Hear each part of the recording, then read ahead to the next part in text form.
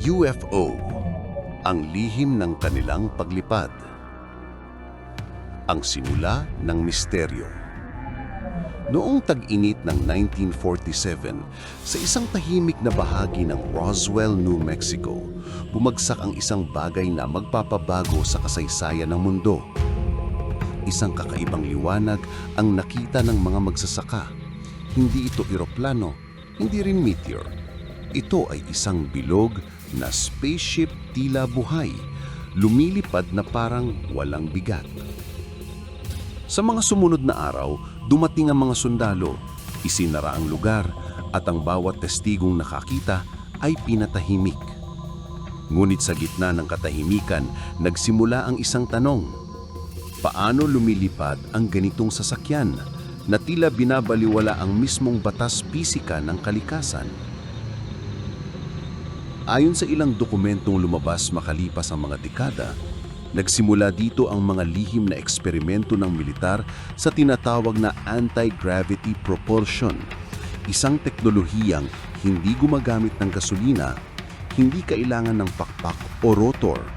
Sa halip, ito ay lumilipat sa pamamagitan ng pagbabaluktot ng puwersa ng kalikasan mismo. Isipin mong pinipilipit ng spaceship ang kalawakan sa paligid nito, parang isang bato sa tubig na nagdudulot ng mga alon. Ngunit sa halip na tubig, ang binabaluktot nito ay espasyo at oras.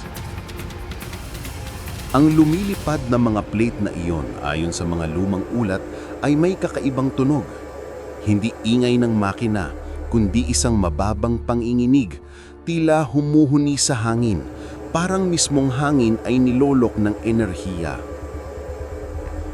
Maraming taon nang lumipas at unti-unti nang lumilitaw ang mga taong nagsasabing nakita nila ang loob ng ganitong spaceship. Walang mga kontrol gaya ng eroplano.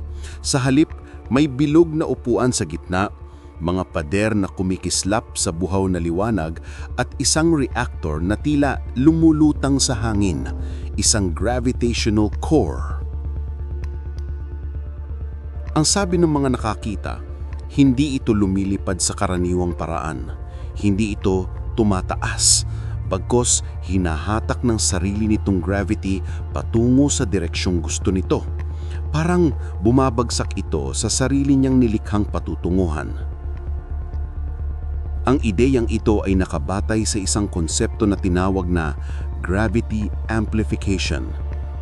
Sa ilalim ng teoryang ito, may elemento o materyales, posibleng tinatawag ngayon bilang Element 115, na kayang palakasin ang puwersa ng gravity.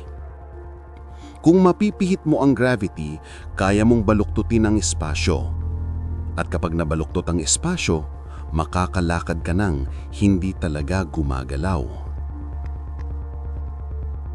Isipin mong may fabric of the universe at ikaw ay nakaupo sa ibabaw nito. Sa halip na gumapang sa fabric, ibinaba mo ito sa harap mo. Ganito raw lumilipad ang mga UFO sa pamamagitan ng pagbuo ng gravity well at paghuhulog ng sarili nila sa direksyong na iyon. At kung totoo ito, ang ibig sabihin ang teknolohiyang nakita sa Roswell ay hindi galing sa ating panahon, hindi galing sa ating planeta. Ito ay isang mensahe mula sa mga bituin. Isang patunay na may ibang sibilisasyon na matagal nang nakarating dito at pinag-aaralan natin ang kanilang lihim upang subukang tularan. Sa Underground in America's Desert Bases, may mga kwentong matagal nang binubulong ng mga dating siyentipiko, mga taong minsang bahagi ng isang programang hindi kailanmang umamin na umiiral. Ang tawag nila rito, Project Aquarius, o minsan mas simple, tinatawag na lang nilang The Gravity Room. Dito raw nila unang sinubukang gayahin ang prinsipyong nakita nila sa mga lumang labi ng Roswell craft, isang disk na kayang lumutang nang walang propeller, walang ingay at walang usok. Ang sikreto? Hindi ito tungkol sa paglikha ng thrust, kundi sa pagbago ng interaksyon ng gravity at electromagnetic field. Ayon sa teoryang kanilang natuklasan, bawat atom sa universe ay may mass charge, isang koneksyon sa gravitational fabric ng space. Kung makokontrol mo ito, maaari mong paliitin o palakasin ang epekto ng gravity sa isang bagay. Ganito raw gumagana ang anti-gravity engine. Sa gitna ng spaceship, mayroong reactor. Hindi reactor ng gasolina, kundi reactor ng field energy. Ito ang puso ng makina. Sa sandaling i-activate ito, naglalabas ito ng mataas na boltahe, hundreds of millions of volts na umiikot sa mga bilog na plate sa ilalim ng craft. Ang mga plating yon kapag na-charge ay naglilikha ng electromagnetic dome sa buong barko. Ang dome na yon ang nagbabago ng daloy ng gravity. Isipin mo itong tulad ng dalawang magnet na magkatapat. Kapag magkapareho ang polarity, nagtutulakan sila. Ganito rin ang anti-gravity. Pumuypuwersa ng spaceship ang sarili niyang gravitational field na magkakontra sa gravity ng mundo, kaya ito lumulutang. Ngunit ang tunay na sikreto, ayon sa mga ulat ng mga naakita, ay hindi lang basta pagtulak pataas, kundi pagyuko ng espasyo sa paligid nito.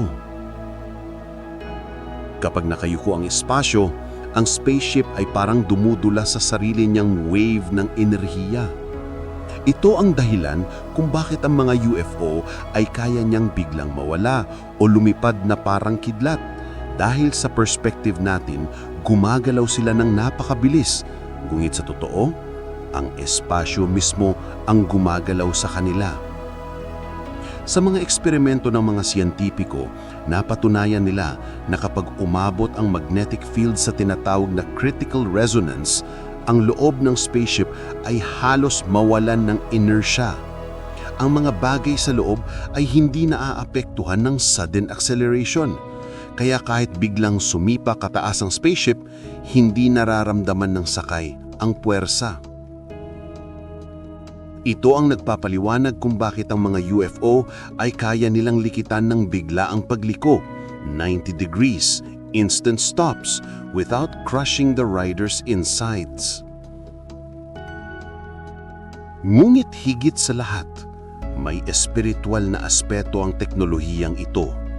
Kung kaya mong baguhin ang gravity, kaya mo ring baguhin ang oras dahil magkaugnay ang gravity at time dilation.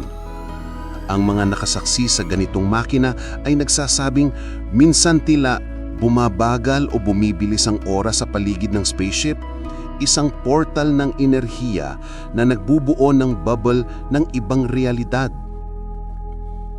At sa puntong ito, lumilitaw ang pinakamalaking tanong. Kung kaya nilang gawin ito, ibig bang sabihin na ang teknolohiyang ito ay hindi lamang panglipad, kundi isang paraan na tawirin ang dimensyon? Sa mga lihim na tala ng ilang physicist na nagsilbing whistleblower, sinabi nila, ang mga UFO ay hindi lamang lumilipad. Sila ay lumilipat sa pagitan ng frequency states ng reality. At kung totoo iyon, ang anti-gravity ay hindi lamang makina. Ito ay isang susi sa mas mataas na anyo ng paglalakbay, interdimensional travel. At marahil ayon ang dahilan kung bakit patuloy itong tinatago, dahil sa sandaling maunawaan ng sangkatauhan kung paano baguhin ng gravity, mawawala ang limitasyon ng enerhiya, ng distansya at ng panahon. At kapag nangyari ito, wala nang makakapigil sa atin na makarating sa mga bituin.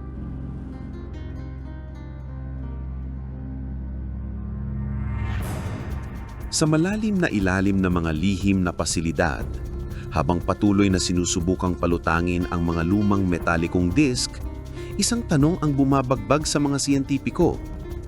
Saan nanggagaling ang enerhiya nito? Dahil ang reactor na nasa gitna ng spaceship ay hindi konektado sa anumang generator o tangke ng gasolina. Wala rin itong baterya at hindi mainit. Sa halip, Malamig na malamig, ngulit kumikislap na parang may buhay.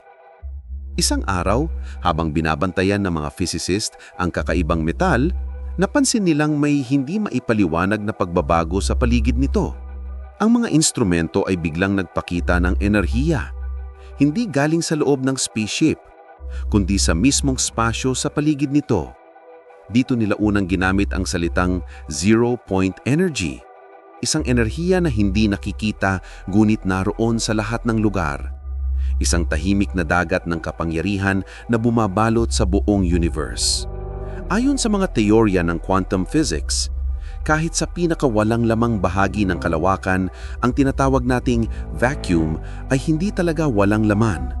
Ito ay puno ng mga quantum fluctuations, mga maliliit na butil ng enerhiya na naglilitawan at naglalaho sa isang kisap mata. Ang enerhiyang ito ay napakalaki. Kung kaya mo lamang itong kuhanin, isang maliit na bahagi lang ay maaaring magpaandar ng lungsod sa loob ng libong taon. Ang sinasabing UFO reactor ay parang balon ng enerhiya. Sa halip na gumamit ng gasolina, ito ay nag-a-align sa frequency ng zero-point field, isang proseso na tila nagbubukas ng koneksyon sa mismong fabric ng spasyo. Sa sandaling tama ang frequency, dumadaloy ang enerhiya ng kusa. Parang humihigop ng tubig sa dagat ng universe. Ito ang tinatawag ng mga siyentipiko na quantum resonance coupling. Hindi nila lubos maipaliwanag, ngunit ang epekto ay malinaw.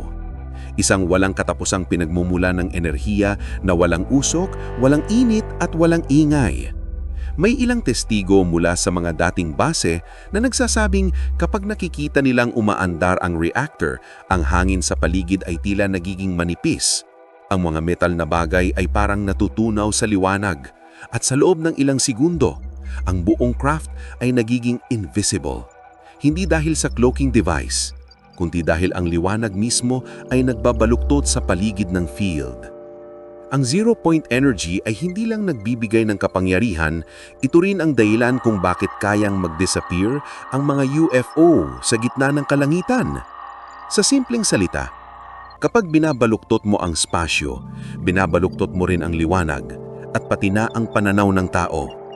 Ngunit ang pinakamalalim na misteryo ay hindi teknikal, kundi espiritual.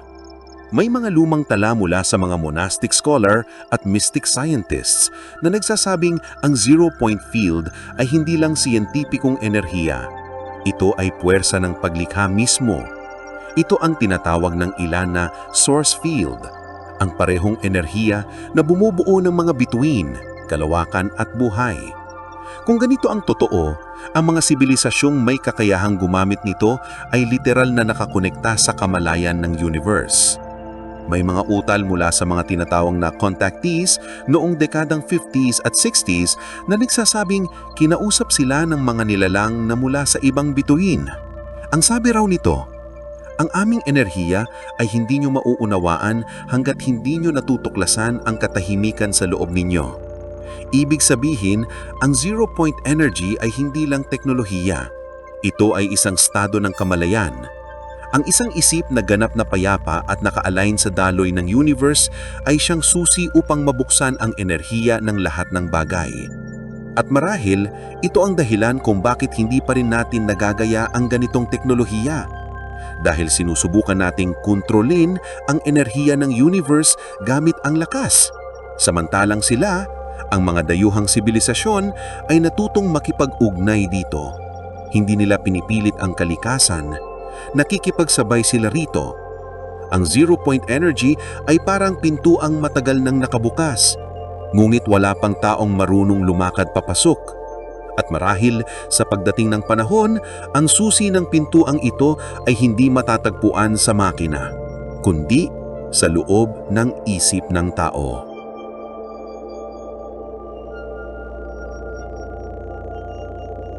Sa kalawakan, ang layo ay ilusyon lamang.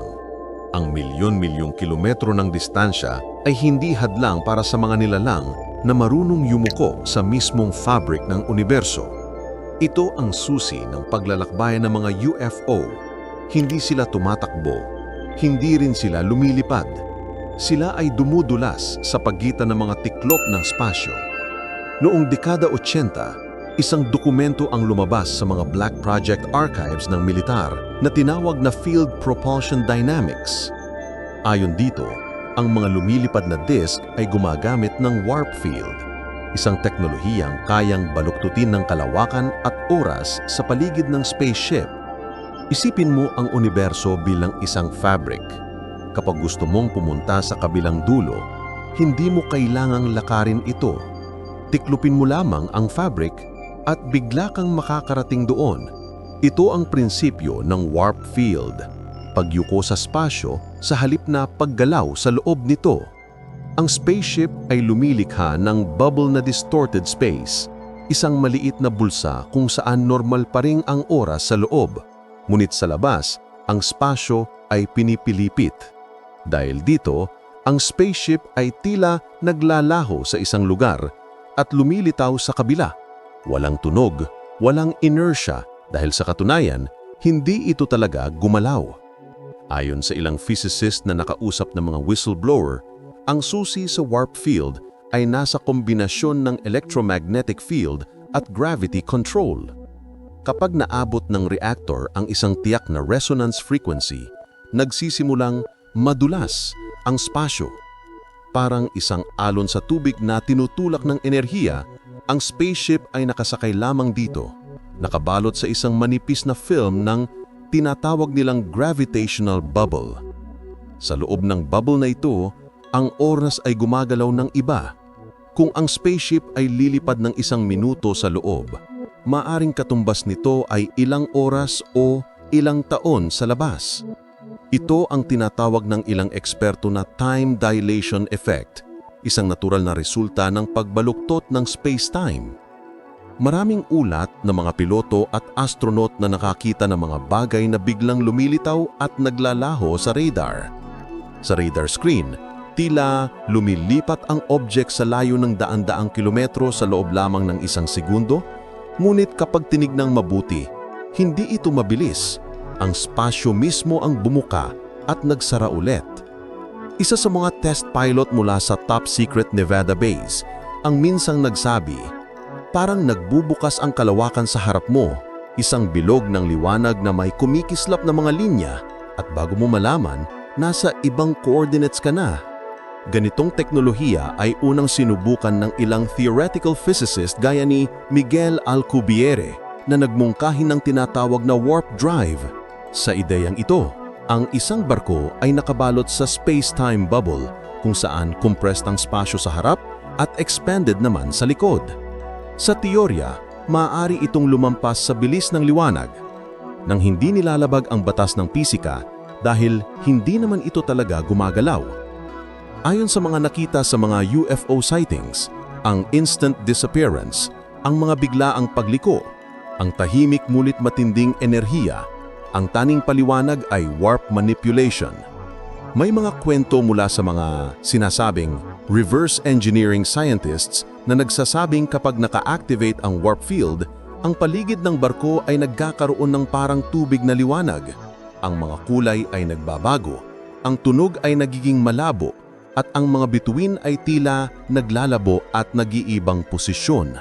Sa sandaling iyon, ang spaceship ay pumapasok sa subspace corridor, isang daan sa pagitan ng mga layers ng universe, at sa kabilang dulo, kapag bumalik ang field sa normal frequency, ang craft ay babalik sa visible reality, ngunit nasa ibang lokasyon, minsan sa libu-libong kilometro ang layo.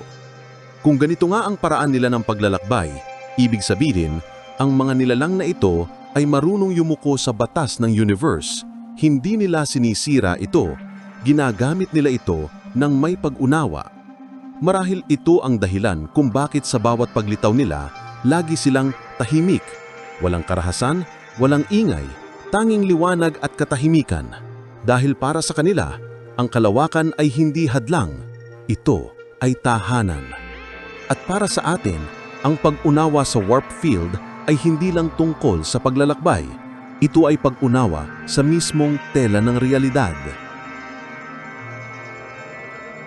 Sa gitna na ng bawat lumilipad na disk, sa puso ng misteryosong makina na kayang yumuko sa spasyo at oras, ay may isang bagay na halos hindi kayang ipaliwanag ng agham ng tao. Isang material na sobrang kakaiba na hindi matatagpuan saan man sa ating mundo. Tinatawag nila itong Element 115. Noong unang bahagi ng 1989, lumabas ang isang lalaking nagngangalang Bob Lazar. Ayon sa kanya, nagtrabaho siya sa isang lugar na tinatawag na S4, isang lihim na pasilidad malapit sa Area 51. Ang kanyang trabaho? I-reverse engineer ang propulsion system ng isang UFO na na-recover ng gobyerno ng Amerika. Ayon sa kanyang kwento, ang makina ng spaceship ay hindi gumagamit ng gasolina, elektrisidad o kahit anumang alam nating enerhiya. Sa halip, ay ito ay pinapaandar ng isang elementong hindi kilala ng mundo noon. Isang matatag, mabigat at lubhang kakaibang sangkap, Element 115. Ayon kay Lazar, ang Element 115 ay ginagamit bilang pinagmumulan ng gravitational energy. Kapag pinainit ito o pinapailalim sa matimbing electromagnetic field, naglalabas ito ng gravitational waves, ang parehong puwersang ginagamit ng UFO upang baluktutin ang spasyo sa paligid nito. Isipin mo ito, isang maliit na bilog na metal, mas maliit pa sa iyong palad, ngunit kayang magpalipad ng spaceship na daan-daang tonelada ang bigat, nang walang tunog, walang usok, walang apoy. Ito ang mismong teknolohiya na magpapabago sa kasaysayan ng enerhiya, kung totoo nga ito. Sa kanyang salaysay, ang Element 115 ay inilalagay sa isang reactor core na binubuo ng 3 pabilog na generator. Kapag naka-activate, ang mga generator ay sabay-sabay na lumilikha ng amplified gravitational waves na nagko-concentrate sa ilalim ng spaceship. Dito nagsisimula ang anti-gravity field, isang puwersang nagtutulak sa craft pataas at sa kalaunan ay nagbabaluktot na mismo ang spasyo sa harap nito. Ang prinsipyong ito ay tinawag ni Lazar na Gravity A and Gravity B control. Ang Gravity A ay ang natural na puwersa mula sa nucleus ng Element 115 at ang Gravity B naman ay ang field na lililikha ng reactor. Kapag pinagsama ang dalawa, nagkakaroon ng tuloy-tuloy na spiral ng energy na parang gravity lens at ito ang siyang ginagamit upang itulak o hilahin ng barko sa kahit anong direksyon. Ngunit saan nanggaling ang Element 115? Sa ating periodic table, ang Element 115 ay kilala ngayon bilang moscovium, isang artipisyal na elemento na nadiskubre noong 2013. Ngunit ayon sa mga whistleblower, ang bersyon na meron tayo ay unstable, nabubulok lamang sa loob ng ilang segundo. Ang alien version daw ng Element 115 ay isang stable isotope, isang variant na may perpektong bilang ng proton at neutron na nagbibigay sa kanya ng hindi nagbabagong estado. Isang material na kayang maglabas ng energy ng walang limit nang hindi nasisira. Kung totoo ito, ibig sabihin, may mga planeta o bituin sa ibang sistema ng kalawakan kung saan natural na umiiral ang Element 115. At kung totoo nga, nagmula sa ibang mundo ang mga barkong ito, marahil ay dinala rin nila ang sangkap na iyon dito sa atin. Isang regalo? O marahil, isang lihim na hindi pa tayo handang maunawaan. May ilang ulat mula sa mga insider ng militar na nagsasabing ang mga fragments ng UFO na na-recover ay may kakaibang radiation signature. Hindi tulad ng uranium o plutonium, kung hindi isang uri ng energetic field na hindi pa naipapaliwanag ng modern physics. Ang iba naman ay nagsasabing kapag malapit ka sa reactor, mararamdaman mo ang pag-ikot ng hangin sa paligid kahit walang tunog at ang liwanag ay tila nagiging likwido. Isa pang test engineer ang nagsabi, habang umaandar ang core, parang may alon ng enerhiya na dumadaloy sa spasyo. Hindi mo ito nakikita, pero mararamdaman mo sa buto mo na may ibang dimensyon na dumadaloy sa paligid mo. Kung totoo nga na ang Element 115 ay nagmula sa ibang sibilisasyon, marahil ito ang nawawalang tulay sa pagitan ng ating teknolohiya at sa kanila. Hindi ito simpleng fuel. Ito ay isang katalista ng pagbabago. Isang patunay na ang universe ay may mas malalim pang mga batas na hindi pa naaabot ng ating karunungan. Ang tanong ngayon, kung hawak na nga natin ang mga piraso ng Element 115, bakit nananatiling lihim ito? Marahil dahil alam ng ilan na ang kapangyarihang ito ay sobrang dakila at sa maling kamay, kaya nitong sirain hindi lamang ang mundo, kung hindi ang balanse ng ating buong kalawakan. Ang Element 115, isang patunay na may mas mataas pang antas ng katalinuhan sa labas ng ating mundo. Isang patunay na ang kanilang paglalakbay ay hindi himala. Ito ay siyensya na mas nauna kaysa sa atin.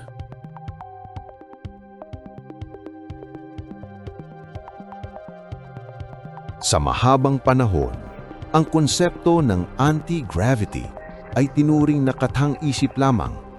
Sinasabing imposible itong makamit dahil ito ay labag sa mismong pundasyon ng physics. Ngunit sa mga lihim na pasilidad ng mundo, may mga eksperimento na naglalayong sirain ang mismong ideyang iyon. Isa sa mga teknolohiyang ipinapaliwanag ng mga whistleblower mula sa mga nakakita at nakahawak mismo ng alien craft ay ang tinatawag na Anti-Gravity Drive System. Ang makina na kayang manipulahin hindi lang ang bigat, kundi pati na rin ang direksyon ng puwersa ng kalikasan.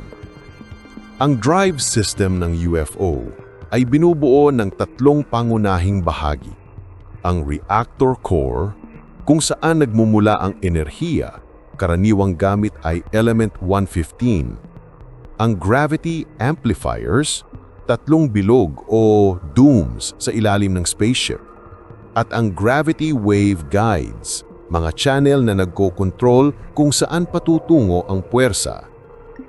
Kapag pinagana ang reactor, ang Element 115 ay nagsisimulang maglabas ng gravity A wave, isang uri ng enerhiya na hindi electromagnetic, hindi rin nuclear.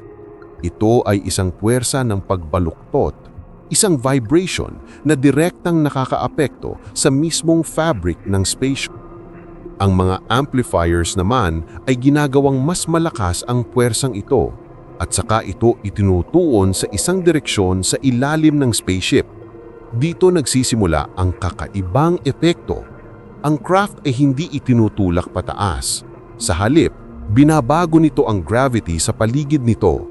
Isipin mo ito, sa halip na labanan ang gravity ng Earth, ginagawa ng UFO na ang mismong Earth ang tumulak palayo sa kanya. Ito ay parang lumilika ng sarili nitong mini-gravity field na may sariling sentro ng puwersa. Kapag gusto nitong lumipad pataas, ina-adjust lang ng spaceship ang angle ng gravity field. Kapag gusto nitong lumiko, iniikot lang ang orientation ng mga amplifiers. Walang tunog, walang friction, dahil walang physical na paggalaw. Ang gumagalaw ay ang mismong spacyo sa paligid nito. Ito ang dahilan kung bakit kapag pinapanood ang mga UFO, madalas itong lumilipad ng paikot pabigla-bigla, tapos biglang mawawala o magte-teleport sa ibang posisyon. Hindi ito dahil sobrang bilis ng takbo nila. Ito ay dahil binabaluktot nila ang distansya mismo. Ayon sa mga testigo, kapag nakalapit ka sa isang UFO na naka-activate, ang hangin ay tila bumabagal. Ang mga alon ng liwanag ay parang nagiging likwido at ang paligid ay nagkakaroon ng mala holographic distortion. Ang mga tao na nasa malapit ay minsang nagrereklamo ng pagkahilo, paglabo ng paningin o biglaang pagbabago ng temperatura. Lahat ito ay epekto ng localized space-time distortion. Ang anti-gravity drive ay hindi lamang tumutulak sa spaceship. Ito ay nagbubuo ng sariling bubble ng realidad. isang space-time pocket kung saan iba ang galaw ng oras at enerhiya kumpara sa labas. Sa loob ng bubble na ito, ang oras ay dumadaloy ng mas mabagal at ang inertia ay halos wala. Kaya't kahit sobrang bilis ng pagliko o pag-akyat ng UFO, hindi naaapektuhan ang sakay nito. Ang mga physicists ay naniniwala na kung totoo ito, ang anti-gravity drive ay maaring gumamit ng Einstein-Rosen principles, ang parehong teorya sa likod ng wormholes. Sa pamamagitan ng pagbabago sa gravity field, nagkakaroon ng temporary shortcut sa pagitan ng dalawang punto sa spasyo. Hindi ito paglalakbay sa bilis ng liwanag. Ito ay pagliko sa mismong tela ng universo. Ang teknolohiyang ito ay parang sining, isang perpektong kombinasyon ng physics, frequency, at geometry.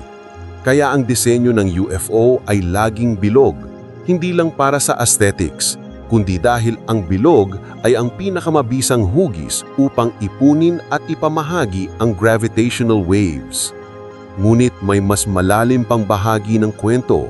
Ayon sa ilang ancient records at mga lumang mitolohiya sa India, ang mga Vimana o lumilipad na palasyo ng mga Diyos sa India ay gumagamit din ng anti-gravity na prinsipyo. Ibig sabihin, ang teknolohiyang ito ay maaring matagal nang umiiral mula pa noong unang sibilisasyon ng tao. Marahil ay nawala sa atin ang kaalaman at ngayon ay unti-unti itong ibinabalik sa pamamagitan ng mga nilalang na nagmula sa mga bituin. Ang anti-gravity drive ay hindi lamang makina. Ito ay simbolo ng pag-unlad ng kamalayan. Dahil upang magamit ito, kailangan mong maunawaan hindi lamang ang siyensya ng puwersa, kundi pati ang harmoniya ng kalikasan at pag-iisip. Dahil sa huli, ang mga spaceship na ito ay hindi lamang lumilipad sa langit, sila ay lumilipad sa pagitan ng mga dimensyon ng realidad.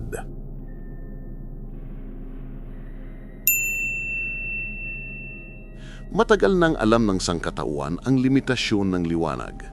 Ayon kay Einstein, walang kahit anong bagay sa universo ang makalagpas sa bilis nito. Ang speed of light, 299,792 kilometer bawat segundo. Ngunit, paano kung hindi mo kailangang tumakbo ng mas mabilis sa liwanag? Paano kung maaari mong baluktutin ang espasyo at paglapitin ang dalawang punto na milyong-milyong milya ang pagitan? Ito ang lihim ng mga UFO. Hindi sila lumilipad sa pagitan ng mga bituin. Binubuksan nila ang espasyo sa pagitan ng mga ito. Sa mga declassified na dokumento ng mga proyekto tulad ng Blue Book at Looking Glass, may mga pahiwatig tungkol sa spatial folding o gravitational tunneling. Ayon sa ilang mga physicist, ang anti-gravity drive na tumatanggap ng enerhiya mula sa element 15 ay may kakayanang lumikha ng microsingularity, isang napakaliit na baluktot sa fabric ng space-time.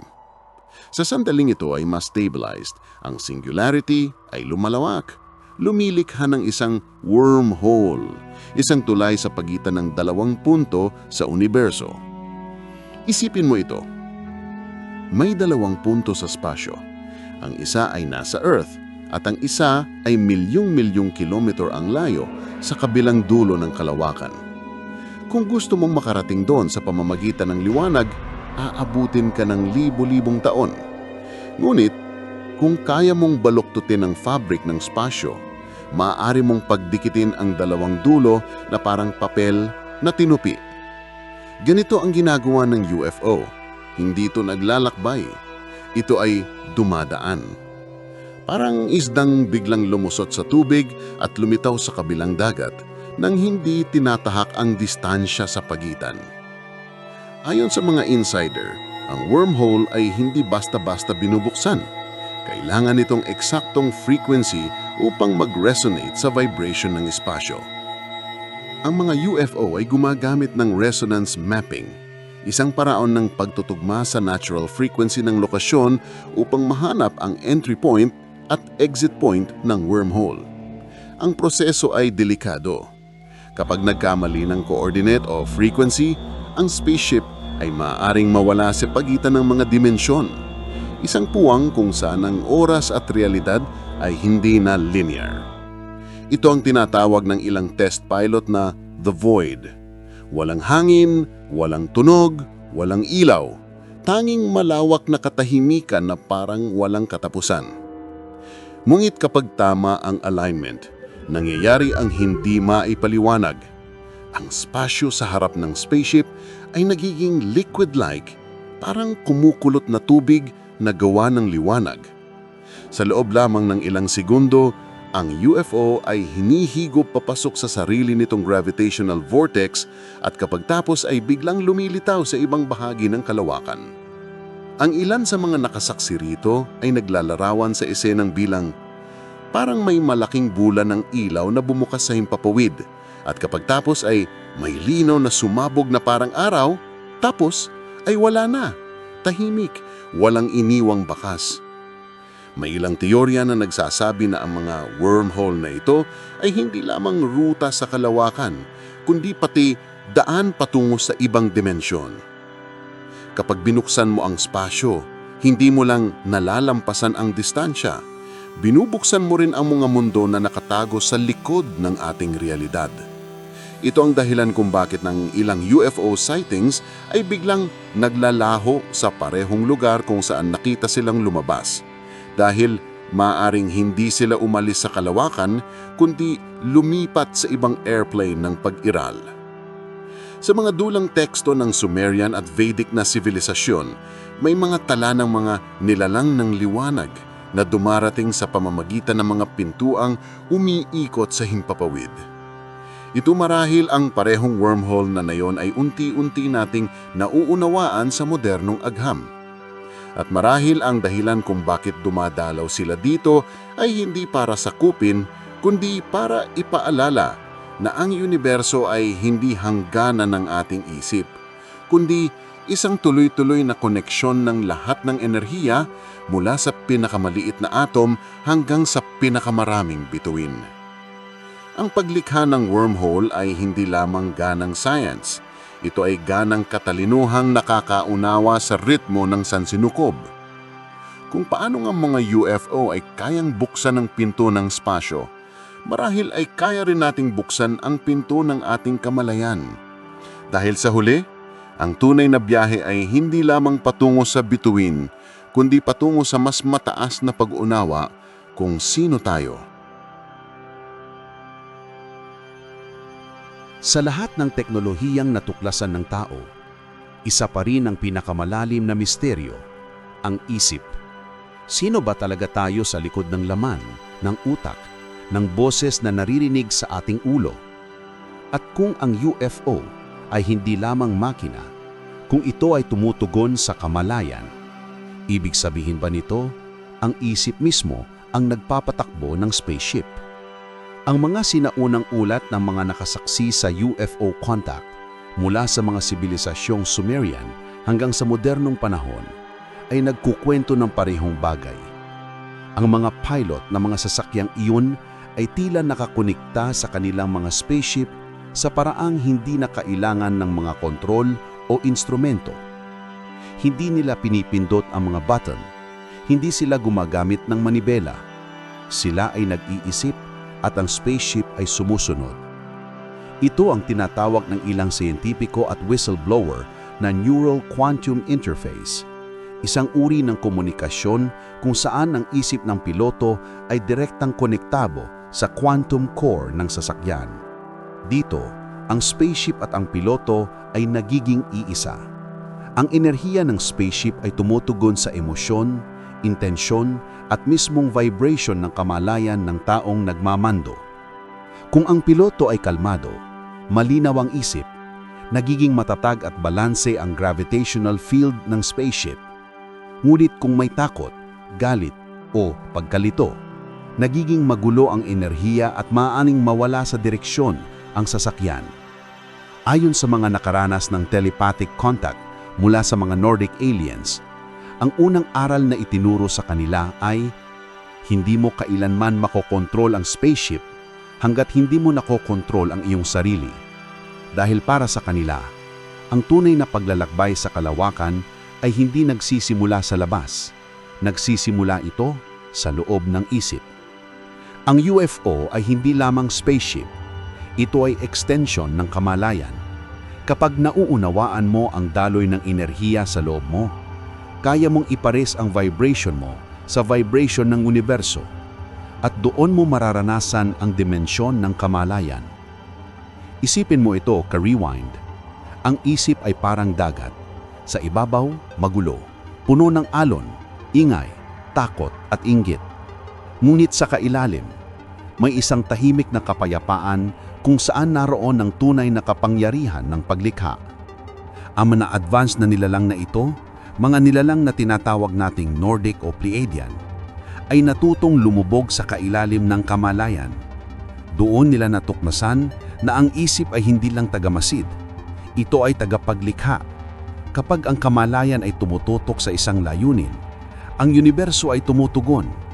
Ito ang dahilan kung bakit kaya nilang buksan ng wormhole, lumipat ng dimensyon, at bumuo ng enerhiya na walang hanggan. Sa kanilang pananaw, ang paglalakbay sa kalawakan ay isang uri ng paglalakbay sa sarili. Bawat bituin ay sumbolo ng iba't ibang antas ng kamalayan. Kapag nakarating ka sa isang sistema ng bituin, hindi lamang ito pisikal na paglalakbay, kundi espiritual na antas na iyong naabot.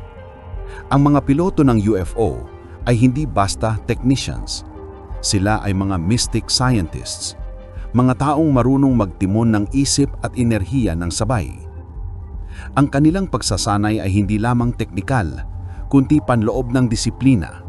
Ang pagsasanay ng katahimikan, ang pag-unawa sa daloy ng enerhiya, at ang kakayahang magkaisa sa spaceship bilang isang buhay na entidad. May mga ulat na mga piloto ng UFO na habang sila ay lumilipad, nakikita nila ang kanilang sarili mula sa labas ng katawan. Parang sila'y naging liwanag na lamang. Ang kanilang isipan ay nakayakap sa enerhiya ng sasakyan at sa sandaling iyon, ang katawan at makina ay nagiging iisa. Ang ganitong estado ay tinatawag nilang unity resonance, isang punto kung saan ang tao ay hindi nahiwalay sa universo, kundi bahagi nito.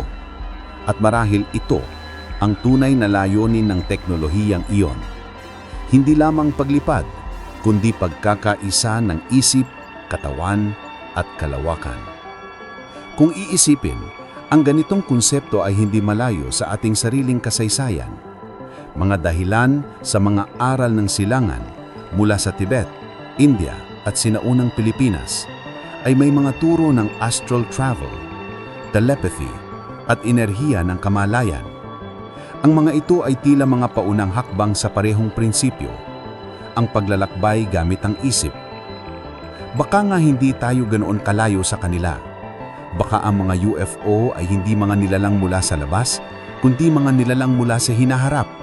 Mga taong natuto na kung paano gamitin ang kamalayan bilang enerhiya. Sa dulo ng lahat, ang sikreto ng kanilang teknolohiya ay hindi lamang sa metal, hindi lamang sa pisika, kundi sa pagkakaisa ng isip, katawan at kalawakan. Ang isip ay hindi lang tagamasid ng realidad.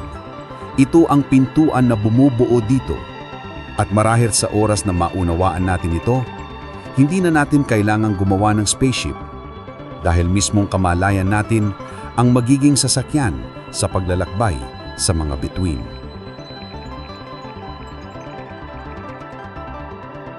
Sa ilalim ng mga disyertong base sa Nevada at New Mexico, nagsimula ang tinatawag na Reverse Engineering Program.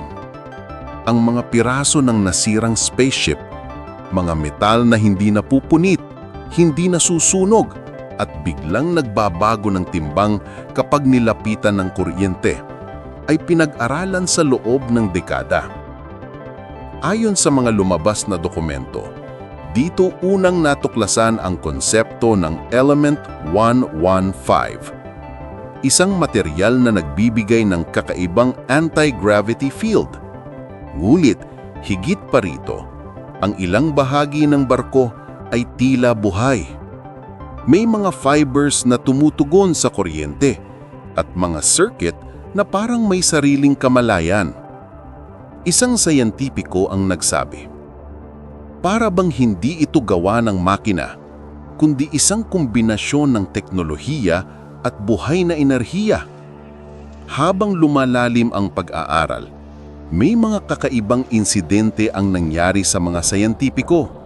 May nagkasakit, may mga biglang naglaho, at may mga nagulat ng kakaibang panaginip. Parang may boses na kumakausap sa kanila habang natutulog. Hanggang sa isang gabi, isang hindi iniasahang kaganapan ang nangyari sa Groom Lake Base na ngayon ay kilala ng Area 51. Ayon sa mga lihim na ulat, may liwanag na bumaba sa langit at hindi ito spaceship ng tao. Mula rito, nagsimula ang unang direktang ugnayan. Ang mga nilalang na tinatawag na Nordic aliens ay nag-alok ng kaalaman kapalit ng isang kasunduan. Hindi raw nila ibinibigay ang teknolohiya bilang sandata, kundi bilang susi sa pag-unlad ng kamalayan. Ngulit, hindi lahat ng tao ay nakinig. May mga grupon ginamit ang mga impormasyong ito para sa layunin ng kapangyarihan, kontrol at pera.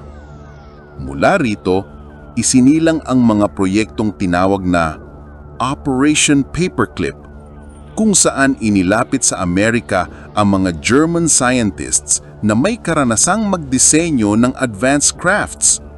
Operation Red Light, na naglalayong subukang paliparin ang mga nakuhang spaceship, at ang Project Looking Glass, na gumagamit ng enerhiya ng Element 115 upang silipin ang mga posibilidad ng hinaharap. Sa ilalim ng mga proyektong ito, unti-unting nauunawaan ng tao kung paano gumagana ang mga UFO. Hindi lang sa physics, kundi sa quantum consciousness. Ngunit, may mga nilalang daw na hindi sumang-ayon sa pakikipag-ugnayan sa mga tao. Ayon sa ilang dokumentong nailabas ng mga whistleblowers, ang mga Nordics ay gustong ibahagi ang teknolohiya kapalit ng kapayapaan. Ngunit, may ibang grupo ng mga extraterrestrial, ang tinatawag na Greys, na nag-alok ng mas kapana-panabik na bagay, mga advanced weapon systems, genetic research, at mind interface experiments. Dito nahati ang direksyon ng sangkatauhan. May mga piniling landas ng kapayapaan at may mga tumahak sa landas ng kontrol. Hanggang sa mga sumunod na dekada, ang mga teknolohiyang lumitaw sa mundo, mula sa microchips, fiber optics, stealth technology, at quantum computing, ay may mga pattern na kahawig ng namanatagpo ang disenyo mula sa mga alien crafts. At kung totoo man ito, ang ating technological na pagtalon ay hindi aksidente. Ito ay bunga ng mga lihim na kasunduan sa dilim. Ngunit, may isang tanong na hanggang ngayon ay hindi pa nasasagot. Bakit nila tayo tinuturuan? Ano ang tunay nilang layunin? Ayon sa ilang mensahe telepathiko na inirulat ng mga nakipag-ugnayan sa kanila, ang tao ay nasa yugto ng pagdadalawang landas. Ang isa ay teknolohiya na walang puso. Ang isa ay kamalayan. Na may kababaang loob. Kung pipiliin mo ang una, mawawala ka. Kung pipiliin mo ang pangalawa, ikaw ay magiging isa sa mga bituin. Sa huling tala ng mga lihim na dokumento, may mga prototype craft na umano'y matagumpay na nakalipad gamit ang alien propulsion. Ngulit, ang mga ito ay nananatiling nakatago sa mga base na hindi mabubuksan at sa mga kasunduang hindi kailanman isusulat sa kasaysayan. At marahil, ang tunay na dahilan kung bakit nananatiling lihim ang lahat ng ito ay dahil hindi pa handa ang sangkatauhan. Dahil ang kapangyarihan ng paglipad sa bituin ay hindi lang teknolohiya, kundi pagsubok ng kaluluwa. Kapag natuto ng tao ang paggamit ng enerhiya ng may Kababaang loob. doon lamang siya tatanggapin ng mga nilalang ng kalawakan, hindi bilang alipin, kundi bilang kapantay. At sa araw na iyon, ang mga lihim ng UFO ay hindi na misteryo. Sila ay magiging kasaysayan ng ating sariling pagmumulat.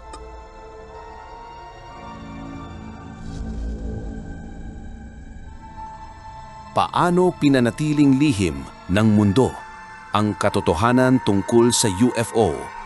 Mula pa noong bumagsak ang unang sasakyang hindi galing sa mundo, isang lihim ang itinanim sa puso ng sangkatauhan. Isang kasunduang binuo ng iilan upang itago ang katotohanan sa karamihan. Ito ang dakilang pagtatago, ang Great Cover-Up na nagpapanatili sa katahimikan ng mga nakakaalam. At sa likod nito ay hindi lamang mga sundalo o siyentipiko, kundi mga taong may kapangyarihang lumampas sa mga gobyerno mismo. Matapos ang insidente sa Roswell noong 1947, dumami ang mga ulat ng mga nakakakita ng kakaibang liwanag sa kalangitan. Mga piloto, sundalo, at maging mga ordinaryong mamamayan ay nagsimulang magtanong, ano ang totoo? Ngunit sa tuwing lalabas ang isang ulat, agad itong pinapabulaanan. Ang mga saksi ay pinatatahimik, ang mga ebidensya ay nawawala, at ang mga larawan ay nagiging malabong imahe lamang. Isang taong nagtrabaho sa loob ng Air Force ang nagsabi, hindi mo kailanman makikita ang buong katotohanan. Bawat dokumento ay may kulang, bawat tape ay may hiwa, at bawat kwento ay may binurang linya. Noong dekada 50, itinayo ang mga ahensya tulad ng CIA, NSA, at Majestic 12 na ang isa sa mga layunin ay kontrolin ang lahat ng impormasyon tungkol sa mga fenomena hindi may paliwanag. Ginamit nila ang tinatawag na disinformation campaigns. Kapag may lumabas na ulat ng UFO, agad silang nagpapakalat ng mga huwad na kwento. Ginagawang katawa-tawa ang mga saksi at nilalaso ng isipan ng publiko. Ang mga taong nagtangkang magsiwalat ay tinatawag na crazy, delusional o hoaxers. At kapag may isang saksing masyadong nakakaalam ng totoo, madalas ay bigla na lang siyang nawawala. Noong Project Blue Book na 1952, opisyal na sinuri ng gobyerno ng US ang higit 12,000 kaso ng UFO sightings. Ngunit sa huli, 77% daw sa mga ito ay may natural explanation. Ang natitirang 3%, ang mga totoong kaso, ay tinakpan ng mga pahinang itim na hanggang ngayon ay hindi pa rin ganap na inilalantad. Ayon sa mga lumabas na dokumento, ang mga tunay na data ay inilipat sa Top Secret Level Omega, isang antas ng klasifikasyon na mas mataas pa sa Eyes Only. Ang mga opisyal na report ay para sa publiko, ngunit ang totoong findings ay para lamang sa mga nakatataas. Habang pinipigilan ng gobyerno ang katotohanan, ang teknolohiya ng UFO ay unti-unting ginagamit sa lihim. Ang mga kumpanyang gumagawa ng mga eroplano at armas ay biglang nagkaroon ng mga disenyong tila galing sa ibang mundo.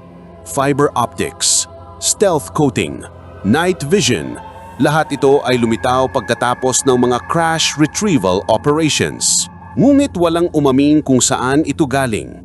May mga lihim na kontrata pagitan ng militar at ng mga korporasyon kung saan kapalit ng katahimikan ay pondo at kapangyarihang walang limitasyon. Ito ang tinatawag ng ilang whistleblower na shadow infrastructure, isang hiwalay na sibilisasyon sa loob ng ating limpunan na gumagamit ng teknolohiyang hindi pa alam ng karaniwang tao. Sa mga susunod na dekada, ginamit ang media bilang sandata ng pagtatago. Mga pelikula, palabas at dokumentaryo ang ginamit upang gawing fiction ang katotohanan. Ang idea ng mga UFO at alien ay ginawang pantasya, hanggang sa ang publiko mismo ang natutong hindi maniwala. Ito ang pinakamabisang paraan ng pagtatago, hindi sirain ang katotohanan, kundi pagtawanan ito. Ngunit may hindi nananahimik. Mga dating opisyal, piloto at siyentipiko ang unti-unting nagsiwalat sa mga lihim na dokumento. Isa sa kanila si Bob Lazar ang nagkwento tungkol sa S4 facility, isang pasilidad malapit sa Area 51 kung saan anumay ay pinag-aaralan ang siyam na alien crafts. Ayon sa kanya, ang mga spaceship na ito ay lumilipad gamit ng Element 1.5 reactors at kaya nilang yumuko sa espasyo at oras. Ngunit matapos siyang magsalita, ang mga records, lisensya at kasaysayan ay binura, parang hindi siya kailanman umiral. Ang ganitong uri ng sistematikong pagtatago ay hindi lamang proteksyon ng sikreto. Ito ay kontrol ng pananaw ng tao. Dahil kapag ang tao ay naniwalang imposible ang mga UFO, wala nang dahilan para hanapin ng katotohanan. Ngunit sa likod ng lahat ito, may mas malalim na dahilan. Ayon sa ilang insider, ang tunay na takot ng mga makapangyarihan ay hindi ang pag-aamin sa mga alien, kundi ang pag-aamin na hindi sila ang may kontrol. Kung malaman ng mundo na may mas matataas na nilalang, na may teknolohiyang lampas sa ating militar, magigising ang sangkatauhan at mawawala ang takot. Ngayon, sa panahon ng social media at leaks, unti-unting bumubukas ang mga lumang dokumento. Ang mga piloto ng US Navy mismo ay umamin na nakakakita sila ng mga bagay na hindi maipaliwanag. Tinawag nila itong Tic-Tac UFO. Lumilipad ng walang tunog, biglang naglalaho at kayang magmanebra sa paraang imposible sa physics ng tao. Sa bawat bagong ulat, ang lumang kasinungalingan ay unti-unting gumuho at sa pagguho nito, lumalabas ang liwanag ng katotohanan na tayo ay hindi nag-iisa at matagal na tayong binabantayan. Ngulit marahil ka-rewind, ang pinakamahalagang tanong ay ito: hanggang kailan mananatiling lihim ang lahat?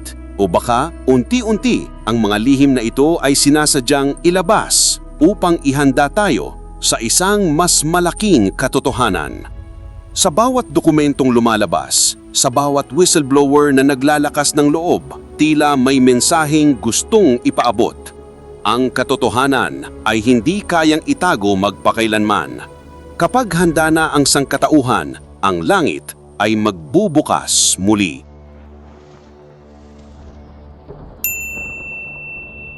Marahil, ang pinakatotoong lihim ng lahat ay hindi kung saan nanggaling ang mga nilalang na ito, kundi kung bakit tayo hindi pa handang makinig sa kanila. Sa bawat ulat na itinago, sa bawat saksi na pinatahimik, isang mensahe ang patuloy na nananatili. Ang katotohanan ay hindi kayang itago magpakailanman. At kapag dumating ang oras na ang liwanag ng katotohanan ay tuluyan ng tumago sa dilim, marahil ay magigising ang buong sangkatauhan. Ako, si Mind and Rewind.